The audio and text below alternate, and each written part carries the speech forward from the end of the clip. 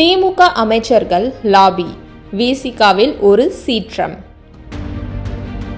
திமுக கூட்டணியில் கடந்த 2017ஆம் ஆண்டு முதல் விசிக அங்கம் வகிக்கிறது.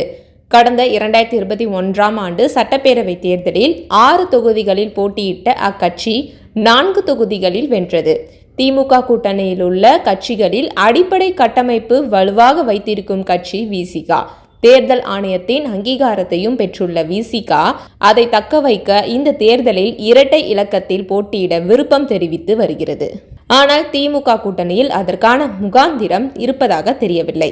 விசிகவுக்கு அதிகபட்சம் 8 இடங்கள் கிடைக்கலாம் என்று வரும் செய்திகளால் விசிக நிர்வாகிகள் தாங்க முடியாத மனப்புழுக்கத்தில் இருக்கிறார்கள். கூட்டணி தர்மத்துக்காக எத்தனை காலம்தான் இப்படி விட்டு கொடுத்து கொண்டே போவது என அவர்கள் ஆங்காங்கே அதிருப்திகளையும் வெளிப்படுத்த ஆரம்பித்திருக்கிறார்கள்.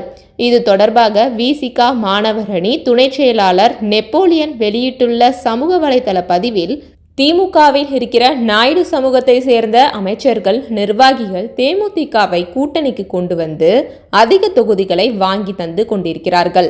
அதே போல வன்னியர் சமூகத்தை சேர்ந்த அமைச்சர்கள், நிர்வாகிகள் பாட்டாளி மக்கள் கட்சி போன்ற கட்சிகளை கூட்டணிக்குள் கொண்டு வர பகிரங்க முயற்சி செய்து கொண்டு இருக்கிறார்கள். திமுகவில் இருக்கும் பட்டியலின அமைச்சர்கள், நிர்வாகிகள் என்ன செய்து கொண்டிருக்கிறார்கள்?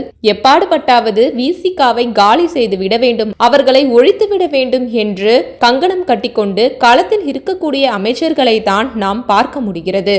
திமுகவில் லாபி செய்வதற்கு நமக்கு யாரும் இல்லை. நம் தலைவர் தான் நமக்காக பேசி பேசி தொகுதிகளை அதிகம் பெற்றாக வேண்டும் என பதிவிட்டிருப்பதும் இப்போது விசிக வட்டாரத்தில் பரபரப்பான பேச்சாகி வருகிறது.